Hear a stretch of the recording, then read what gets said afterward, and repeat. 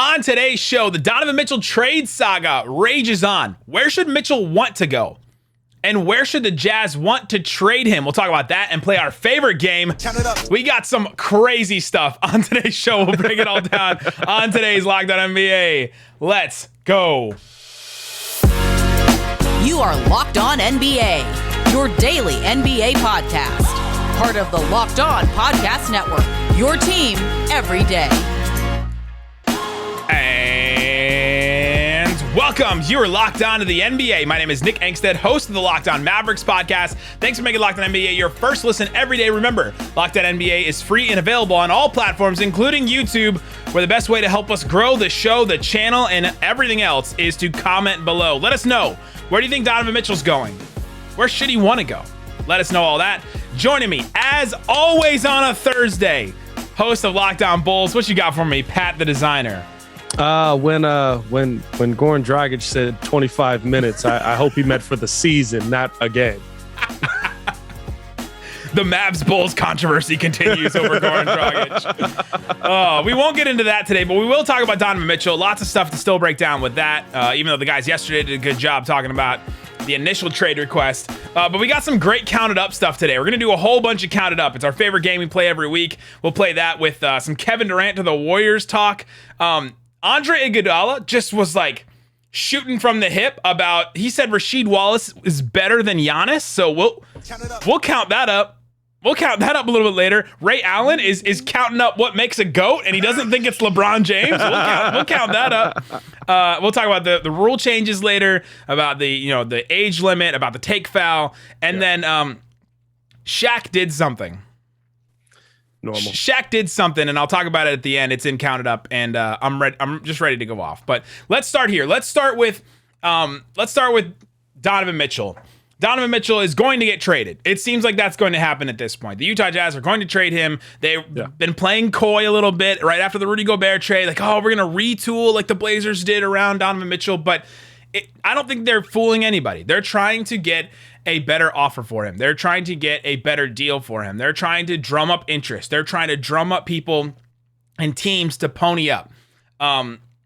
Kendrick Perkins is kind of a plugged-in guy, was a player, went on ESPN and said, I'm willing to bet everything. He was a player. I'll just leave it at that. Was a player. I'm willing to bet everything I own and have in the bank account that he will be gone from the Utah Jazz.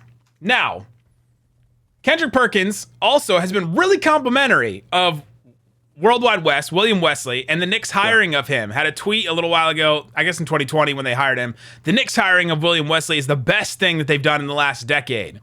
The Knicks, Leon Rose is their GM right now. Worldwide West is like his right-hand man.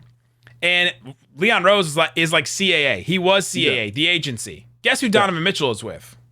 CAA. Here we go. For those that don't know, that's my conspiracy music. Kendrick Perkins is calling for him to get traded. Is it Knicks, or is the Knicks trade already ready to go for Donovan Mitchell? Well, the problem with the Knicks trade is they don't want to give up pieces that are going to have to be in the trade for that to go through. So I don't see a way that it gets done right. I feel like Donovan Mitchell's probably destined to end up somewhere else. The Knicks would be an interesting situation, right? But the biggest question there, and I would say that Knicks, honestly, is probably one of the better situations for him, because I feel like Donovan Mitchell needs to have somebody else have the ball in their hands and play the two. I understand he's really tiny. Like, for NBA players, he's 6'1". 6'1", yeah. But let's be real. He's a two guard that's playing the point guard, and it's the reason that there was no ball movement realistically on the Utah Jazz. I think the reason that they're trying to, like you said, drum up these get the trade package up, get the value up for a Donovan Mitchell here. Not to say that there's no value for him, but to get it even higher, right, is because there's a lot of teams that at least have to look at Donovan Mitchell and say, okay, but how does he fit with our team? How does he fit in with what we've got going here? And so, one, you've got to have the assets to go get them. The Knicks are in there. And two, you've got to be able to put them together with that team. At least the Knicks are kind of in a situation right now where the pieces that you're talking about moving, RJ Barrett, maybe you move, I don't know, quickly, Julius Randle, stuff like that, right? Like, you're talking about pieces for a team that it's already accepted that this might be a rebuilding situation early. But the problem with the Knicks situation, though, and even if this is like ready to go, 3 months ago, Mark Stein reported there's an anticipation that the Knicks are going to be open to pretty much anything short of trading RJ Barrett. Now, that was 3 months ago, right? I think the season was still going on 3 months ago. Yeah.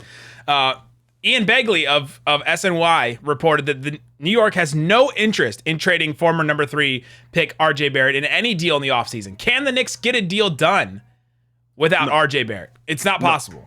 No, I don't think so, because RJ Barrett's the one player that I will say this, right? Has shown upside and has shown some promise. And the reason I say that, right, when RJ Barrett came into the NBA, I was like, I don't think he's ever going to develop a jump shot. Like, his shot was, I don't remember if people remember him at Duke, but he would shoot it with confidence. It was bad. It did not look good. And slowly but surely, he has really turned himself into a nice player, always was a nice defender, sees the floor well, right? And now he's starting to add a little bit of that jump shot to him. If he can continue to develop, he's the upside piece in any deal that's getting done. I like Emmanuel quickly, but I think if you're talking about a player that's going to have more upside, you're probably talking about RJ Barrett in that situation. I don't think we're even starting a conversation unless RJ Barrett's in the deal. I mean, really, who else are you sending back? Evan Fournier? So here's the thing. Who got sent back in the Rudy Gobert trade? They got Malik Beasley. They got Jared Vanderbilt, like young, interesting pieces, but not like game changers, right? They didn't get, Anthony Edwards or Karl Anthony Towns, really, right? Like I don't think they need that level of player back if they can get enough draft capital. And I think the Knicks may have it. The Knicks have their own pick in 2023. They have the Mavs pick in 2023. They have their own pick in 2024. They have their own in 25. They have a bunch of picks that they can trade out. Like, they have enough draft capital. If they put it all together, get the salaries, and then maybe they throw in some of these like end of the bench guys that they have. Some of them are pretty interesting, right? Like Quentin Grimes. Maybe he's interesting enough. Quickly, maybe he's interesting enough. Miles McBride, Jericho. Cam Reddish still there, right?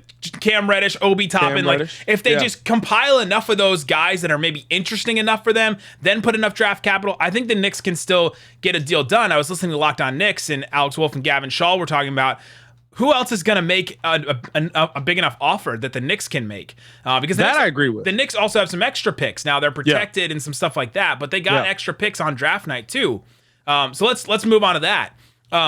Where should the Jazz want to trade Donovan Mitchell? Because we just talked about the Knicks package. Who else could get a package enough that would beat the Knicks, basically? I think the problem is, right, and like you said, they're trying to drum up interest. They're trying to get more interest in there and get more teams involved. There's nobody that can put a package together like the Knicks can. That may not be the package that they want, because I feel like the Utah Jazz feel that Donovan Mitchell is the higher piece, right? Like, we got this for Rudy Gobert. We should be able to get even more than this for Donovan Mitchell. And I don't know if the NBA feels that way. And I think that's the biggest thing that goes into it, right? So I think the Knicks is probably going to be their best package. I mean, you're talking about if you move him to Miami, you can't even get Tyler Hero back in that situation, I don't believe, right? Because Tyler Hero's on his rookie extension and Donovan's on his. I think they can.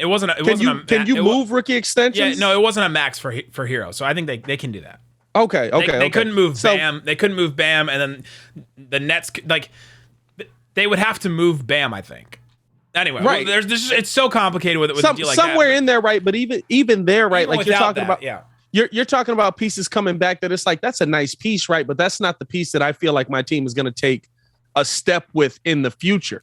I think unless they plan on going OKC in this thing, which maybe that is their move, right? Like, the Knicks are going to be the only team that's going to offer them the OKC type. Hey, listen, you'll be able to rebuild your team through the draft for the next 10 years, but we get Donovan Mitchell. So there's no other team's going to be able to offer a package like that. I think the other teams that could offer one and would offer one, right? Like, the Thunder could offer. That's the difference. The Thunder could offer one. They're not going to. Their team's not ready yet to make that move. They're like 2 years away. There's Bruno Caboclo. They're 2 years away from being 2 years away from making a move like that. 2 years away from being 2 years. What about Mitchell though? Where should he want to go? Let's just go through these teams. Knicks, Heat, Nets. Let's throw the Raptors in there. Those 4 teams. Where should Mitchell want to go? Donovan Mitchell should probably want to go to Miami, if anything, right? Because there's pieces there that are already in a winning position. There's pieces there that you're going there to a Hall of Fame head coach. You know what I'm saying? Like the first thing he needs to be looking at is what's the head coach going to do for him. You've got Eric Spoelstra down there. You already know that. And then you're playing next to Jimmy Butler. You're playing next to Bam Adebayo, right? Like there's already a core in place that's not going to be moved probably for you. So you're still going down there for most of those players. I think that's probably his best situation there. It gives him the best chance to be back in the playoffs and winning again. Outside of that, I think the Knicks takes a couple of years. You don't know who the head coach is going to be long term. I'm assuming that. Here we go. You ready? You ready? No, come on. You ready? You ready? I'm assuming Tom Thibodeau's not going to be there long term. We've worked it in. At this point, it's masterful. I was gonna say that's like six weeks in a row that you've got. It's masterful at this point. Come on, I know what I'm doing. But yeah, you're probably what's going on out there? What's happening now? Why would Pat do that? Now, why would I reference Tom Windhorse fingers? That's the next emoji. Windhorse fingers is the next emoji. Already, when I text this, I mean, why would Pat say that? But yeah, like I think that, right, like the Knicks is an interesting situation, but you're talking about all the pieces that are going the other way on the Knicks more than likely, right? Like Donovan Mitchell's coming into a situation where there's going to be a rebuild or not a rebuild. I shouldn't say that, but like a retool in place. You're going to have to add pieces to that to turn that into something great. So I think that's kind of where if you're going to pick anywhere, right? Miami, probably, maybe the Raptors just because it's an organization that seems like they know what they're doing in every situation. Coming up, we're going to get into Count It Up. We got really crazy, fun stuff to talk about in Count It Up. Would Rasheed Wallace be better than Giannis right now? A finals MVP sure thinks so, and we'll count it up later in the next segment. We'll talk about that coming up. But before we do, let me tell you about Built Bar. It's a protein bar that tastes like a candy bar. I just opened the website, and you kind of have to go to the website every couple days or every week or so because they just released a new flavor. I didn't even know about this one. Orange Dreamsicle. Yeah. Ooh. That sounds delicious. Growing up, I used to go to this place called The Cone, which was like an ice cream place, and it was shaped like a giant cone. That like the building was like an ice cream cone. And I would go there and I would get a vanilla orange swirl, and it was like soft serve, and it was delicious. And so now I'm really wanting that. And maybe this Built Bar Puff, the orange dreamsicle, can give me that. Just give me that little flavor. The orange, you can the creamy dreamsicle part of it. And it's only 140 calories, 17 grams of protein, 6 grams of sugar in a bar that's covered in chocolate. It's going to have that marshmallow puff in the middle of it. They're absolutely delicious. The brownie batter puff is the best one. That's my favorite one at this point in my life. It also says take an additional 10% off site-wide. I'm hoping that works with the promo code. You can use the promo code LOCK15 to get 15% off. So go check it out right now. Go on the website, see if you can get that extra 10% off. Built Bar, promo code LOCK15.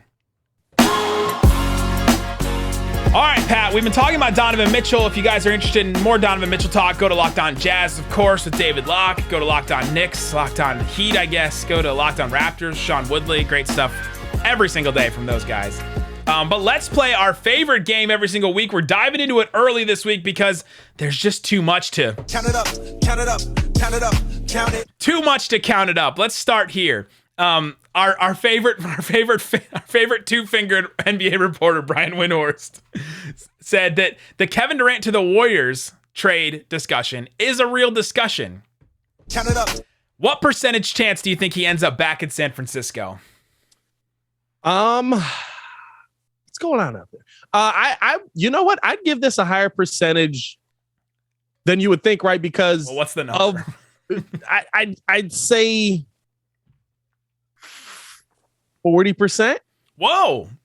The reason I'd say Steph that Curry's is because 33. The reason I'd say that because of Golden State's cap situation and somehow like moving on from some of these pieces, they would actually save money. I believe they're 34 million over the cap already. Oh, they're billions over the cap. Hell yeah. Well, you know, the literal board of governors had a meeting about it. So I could see it more than not, but I don't want to see it. I don't think they have I think the that's picks. the thing. I don't think they have the picks. Maybe it's Moody and Kuminga, and then it's like a couple of picks. I just don't think they have enough stuff to get it. I don't think you start the conversation unless you're saying Poole and Wiggins. Well, like you're talking about getting up value wise enough to get it up there. Like Wiggins would get you there money wise, salary wise. Yeah. Poole maybe helps you talent wise, and then you're talking Kuminga and Moody after that. But then like at a certain point, the depth of the Warriors was one of their big strengths. I agree. I'm giving this a 0. Zero from me because Kevin Durant does not have a no trade clause. I'm gonna guess he's gonna have a say in where he goes. He got to come out and say, "I want to go to Phoenix." There have been talks with Phoenix. It seems like that's an ongoing thing. 0% chance. He's not going back to the Warriors. I think isn't Phoenix hard capped already? So they would have to basically like the only way they can trade for KD at this point is like, and they don't want Ayton. Well, they so gotta like figure out the Ayton thing with Indiana. It's literally just like we'll send you Donovan or we'll send you Devin Booker or we won't. Like that's pretty much what it is. Phoenix fans don't think they're even going to have to send Mikal Bridges in a Kevin Durant trade. Like I don't know what's going on over there. Yeah, you know. But yeah, that seems to be a conversation. I don't think it's happening. You can go listen to Locked On Warriors. Maybe Cyrus Satsas knows better than me, and he can tell you if it's going to happen to the Warriors or not. But we'll see. The next one here.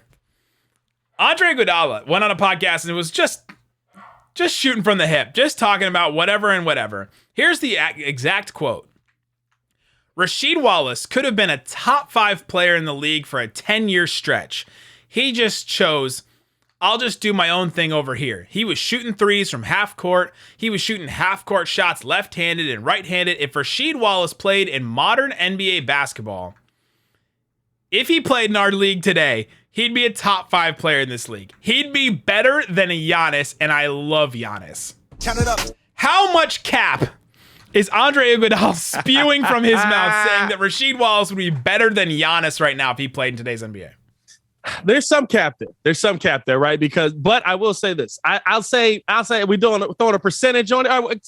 Scale of 1 to 5. 1 to 5 on caps here. How many caps are out there? I'll throw you 3 caps on that. I'm not going full 5, and I'll say it for this reason, right? Rasheed Wallace was a heck of a player in his era, and in today's era, Rasheed having the ability to do things with both hands, to get to the bucket, to be able to shoot the ball, to be able to drive. Rasheed would be an excellent player in today's NBA. He'd be great. He's much better suited for today's NBA than he's so much better suited for today's NBA. Like legitimately, you have to think about the fact that Rasheed Wallace probably had to be like, "Hey, coach, let me shoot this shot." like now it'd be like, "Rasheed, why you ain't shooting that shot?" Like it's a whole different world. The Patrick Ewing. Do you practice that shot? Do you practice that shot? Do you work on that shot? When do you work on that shot? That's my favorite. I love that one. So I give him 3 caps. Yeah, I'm saying it's tough. It's tough to say because like Giannis is a monster. Like Giannis would have been a monster in Sheed's NBA. Yeah, he'd be better then. I think Giannis would have been better then than he is now. So yeah, and he's really good now. He's like top 3 players in the NBA, maybe top 2, maybe. Give me how many was the maximum cap? 1 to 5. 1 to 5. Give me 5 caps. You want 5 caps? Rasheed would be great. Sure, Rasheed would be great. He made the All-Star team 4 times. He never made an All-NBA. He was a champion in that 2014, but he was like, I don't know what, like the 3rd best player, 2nd best player maybe on that championship team. Like you got to show me a little bit more in your era if you're going to say he's going to be better than a multiple time MVP in his era right now. Now maybe there's more about Rasheed and like the way that he cared playing in the NBA back then that I don't know about, but it's too many caps for me. He could do a lot though. He'd be great. He'd be great in today's NBA. I don't know if he's winning multiple MVPs. Yeah, I mean, I'll say this, right? Sheed would be very similar to Jokic's style of play, and he's won 2 of them. But with a better back to the basket game. But not as good of a passer. Not as good of a passer. Still an okay passer, but not as good of a passer. Well, like Rasheed was 6'10", shooting multiple threes a game in 2001, in 2000. It was like him and Dirk. He's built for this league. Well, right now in the NBA, it would almost be like, okay, can we play this guy at 4, or do we have to play him at center? And then you're like, okay, well, is he good enough defensively to play at center? Like it would be a whole conversation now that you'd have to. Listen, I'll say this: Chet would have trouble guarding Sheed. Let's do this one from Andre Iguodala. This other one. He was asked about, would you rather have your career or Carmelo Anthony's career? And he talked about it a little bit on the podcast, then took to Twitter and said, Carmelo and myself really aren't in the same category. Carmelo Anthony is God status. I'm like one of the high-ranking Angels. So, Count it up. which career would you rather have? Andre Iguodala or Carmelo Anthony? Iguodala's one-time All-Star, 4-time NBA champion with a Finals MVP, and then you have Carmelo Anthony, who's like 10-time All-Star, 6-time All-NBA, top 75 all-time, scoring champion. Made way more money than Iguodala. Oh yeah, 100 million more. Yeah, it's a small 100 million. Man. But no, like I would rather have Iguodala's career for one reason, right? Iguodala had time where he got to be the man. He had time where he was the franchise player, right? And he played well in Philly during that time. Then his career took a change. He got to go out to the Warriors. He got to be a role player, but he got to be one of the biggest role players on that team. And while you were a major piece of a championship team, to the point where they might not get a ring without you. I know a lot of people look at those LeBron numbers and say, oh man, he still put 40 on his head. Look at the shooting percentages. What'd you say it was? 38 points on 46 shots or something like that? Oh, LeBron's. Yeah, we were looking it up before recording. He shot under 40% from the field in that finals. Yeah. So a major part of why the Golden State Warriors have one of their rings. So I would take his career, also getting a Finals MVP. Like he's got a claim to fame to things that a lot of superstar players that have won NBA Finals don't have a claim to fame to. How many playoff series do you think Carmelo Anthony has won? How many times has he exited gotten out of the first round? Melo got out the first round in New York once. Correct. And he got to the Western Conference Finals in Denver once, so 3. That's it. That's all. He literally has been in the playoffs 1, 2, 3, 4, 5, 6, 7, 8, 9, 10, 11, 12, 13 times. Made it out of the first round twice. If I'm not mistaken, doesn't he have the worst win percentage in the finals? It's got to be because it's or in the playoffs, I should say. I think he has the worst win percentage in the playoffs. Swept 3 times, 5 games, 1, 2, 3, 4, 5 times, 6 games, 3 times. That's all just first round exits. Like, whew, that's brutal. That's brutal for and I love Carmelo, one of my favorite players of all time, but did not have the teams and the playoff success that you would hope a God status player would have. Who's going to be remembered more though? That's the thing, right? Like Iggy's going to be the guy that was on the Warriors with Steph. Melo's a top 75 NBA player all time. Andre Iguodala is going to be remembered for 2 things. It's going to be, dang, Steph should have gotten that Finals MVP. Yeah. And blocked by James. Like, he's always going to be remembered for that moment, for sure. Coming up, we got a bunch more counted up. We have an insane bet that was made at a sports book for a team to win the NBA Finals that is just too much money. We'll ask how much money. We'll talk about the rule changes, and then I have my Shaq rant I need to go on. Oh boy, I'm ready for it. I'll let you have that. Do that coming up.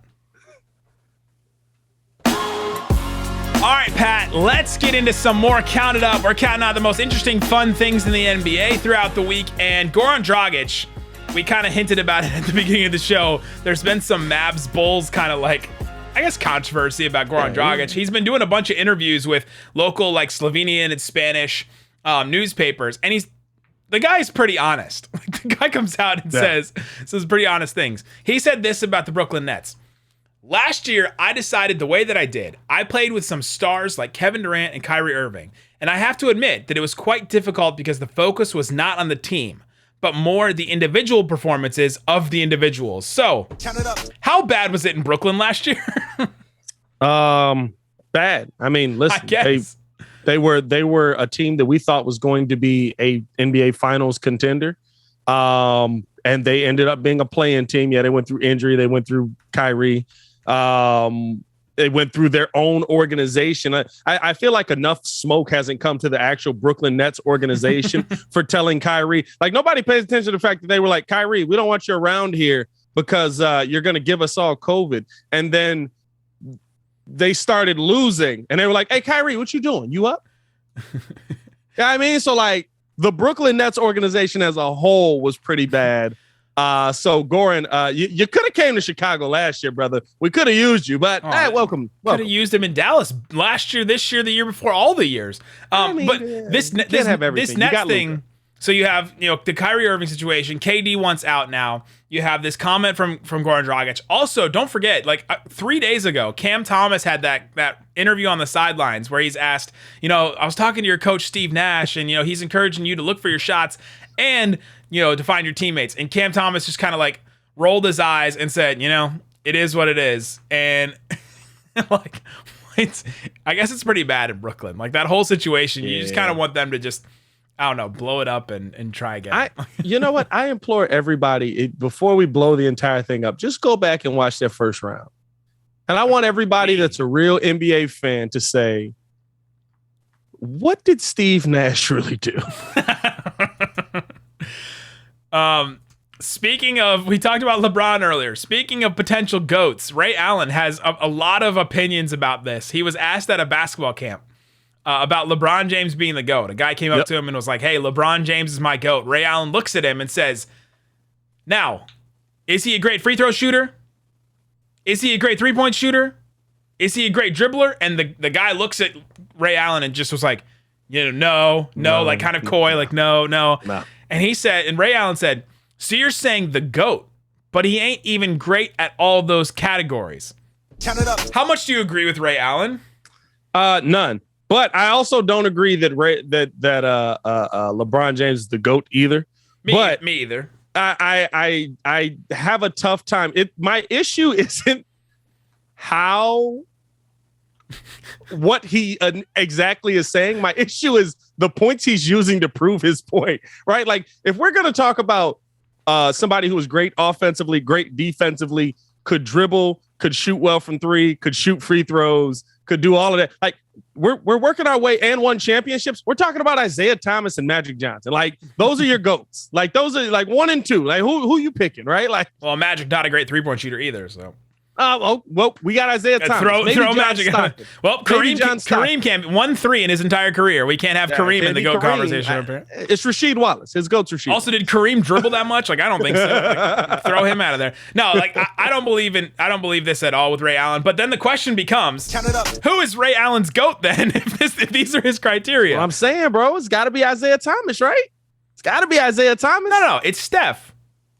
Steph can't play defense. These are his three categories are free throw shooting, 3-point shooting, and dribbling. But Steph is the best at 2 of those things and one of the best at dribbling in the entire NBA. Ever. I give you that, right? But with still 4 titles. You still got to be good on the other side of the ball to be in GOAT status. How good do you have to be, though? You got to be pretty good. I mean, okay. You got to be at least on par with Michael Jordan, LeBron James, and Kobe Bryant. Yeah, but none of those guys are good 3-point shooters. Yeah, there you go. That's what I'm saying. Yeah, I mean, what are these categories that Ray Allen has? Nope. Let's not disrespect LeBron. When he looks at the palm of his hand, that is a 78% 3-point shot. It's the worst move in NBA history, and it works every time. It irritates my soul. It's like he wrote down the diagram of the court on the back of his palm, and he has to diagram it and it annoys my soul. As he's coming up, you're matching up stars in the sky. He's spinning the ball so that the lines perfectly line up with his fingers, and he's like, "All right, now I'm gonna shoot it. It's good." Oh my god, and it works. An incredible bet was placed at Caesars Sportsbook for the Sacramento Kings to win the NBA Finals. Oh boy. $10,000 was placed on the Kings, the Sacramento Kings, to win the NBA Finals. So, count it up. How much is this too much? It's not that bad, actually. I'm not gonna lie. 10,000 on the Kings? 10,000. My guy is losing all 10,000 of those. Here's the thing. You're throwing $10,000 away for sure. He's burning it. He's putting it in a barrel. He's burning $10,000, right? But that's not the worst bet I've heard put on a team being a long shot. So I'm not that mad at it. Remember, who was the dude this year? Well, he almost won, actually, when the Bengals went to the Super Bowl. Oh, he almost won that. He bet before the season. I don't know. And that's coming off of Joe Burrow ACL and all that.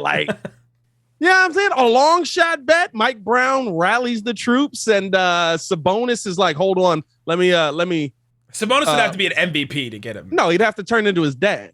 And then De'Aaron Fox is just like, I'm just here. I don't know. I'm scoring buckets. I don't know. Keegan Murray would have to be like LeBron, rookie year level.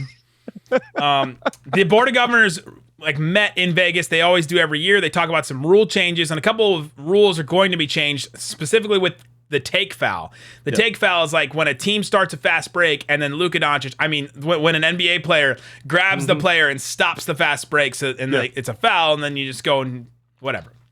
The new take foul is that a team gets one shot and the ball. So David Locke, our boss and Locked On Jazz host, had this to say about it. Let's do the math. If you commit a take foul, it would be a free throw. The league average for free throws is 75%. So let's say that's 0.75 points, and then you get a half-court possession, which, with a defensive set, because the defense will get set. So that's about 0.9 points per possession.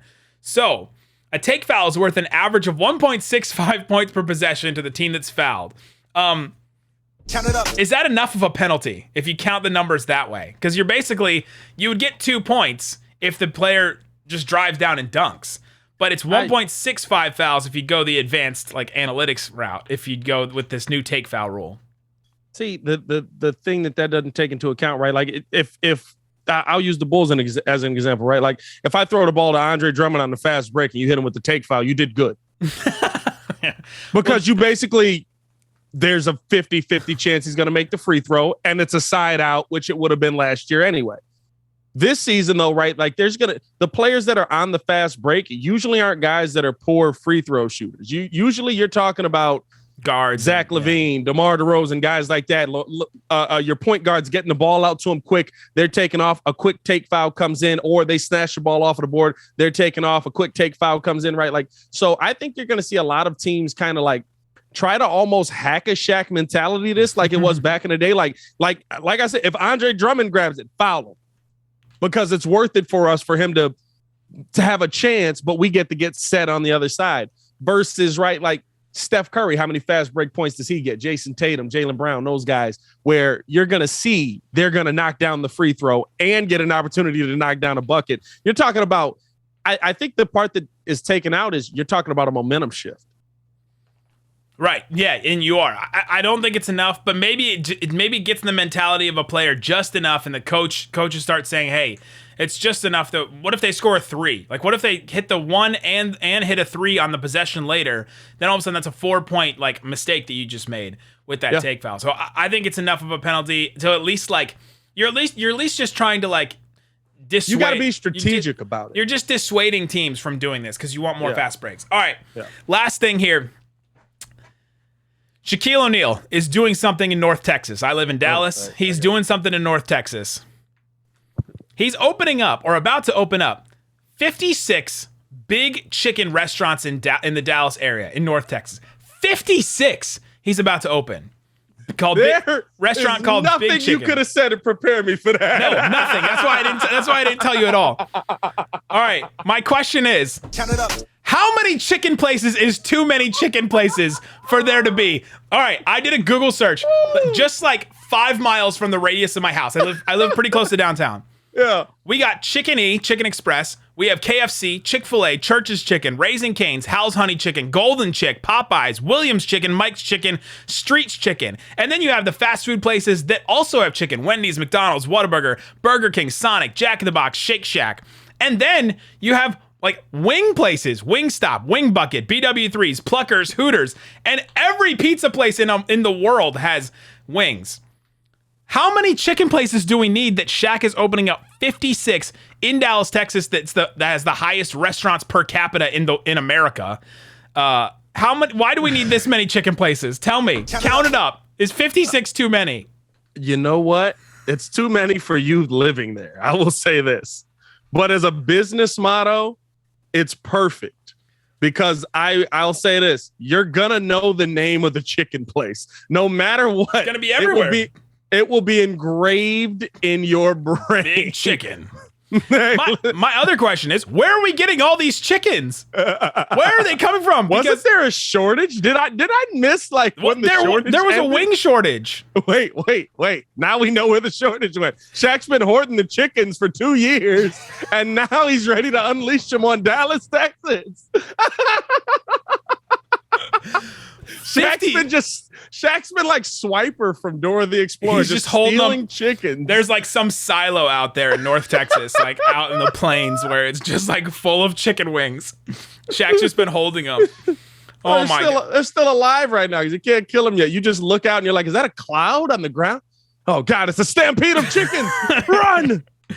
Where are we getting all this chicken to have? Like, listen, like all those places I just named are like, they are fast food chicken. Like they all have chicken all the time. You could go there right now and they would give you chicken. Like, now I think the thing is, right, it all depends on how good the place is, right? Like you never complain when you see a Starbucks across the street from another Starbucks. Or like a Raising Cane's. Like, hey, give me all the Raising Cane's. Give me all. I love me some Cane's, like, man. hey, I love me some Cane's. Me too. I'm down for it. Can't go wrong. Popeyes, yeah, I'm saying. Oh, in college, there was a Chicken E right outside of my college, and I'm there every day. If the chicken's good, you don't really care. But I'll tell you what, when you're gonna have a chicken place next to every dollar store, basically. Well, there's gonna be a chicken place next to every chicken place if he opens 56 up in North Texas. God, he just puts two of them next to each other. It's the Walgreens CVS model, but instead it's just the same place. They can at least borrow cups and plates from each other if they run out. There's just a different picture of Shaq on each one. That's how they're going to differentiate. In a different jersey from a different team. If you got the Cleveland Shaq, don't eat there. If you get Cleveland Shaq, I think he was eating the best at that point. Actually, you know what? You're making some good points. I'm not mad at it. Don't worry. The Phoenix one is a dry heat. You know that's what he's going to be at.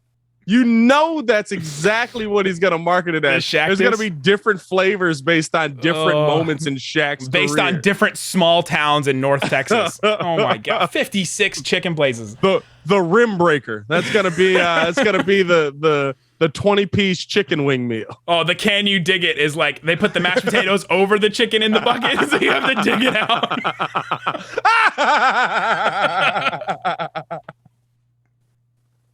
I love it. Oh, there you go. That's counted up. That's Locked On NBA. Go listen to Locked On Bulls. Listen to Locked On Mavs. Make that your second listen today. We're talking all kinds of free agency, trade stuff. Great stuff going on. Pat, you can go follow him on Twitter and all that. And I'm Locked On Bulls. Guys, thanks so much for listening to Locked On NBA. Peace. Boom. Chicken.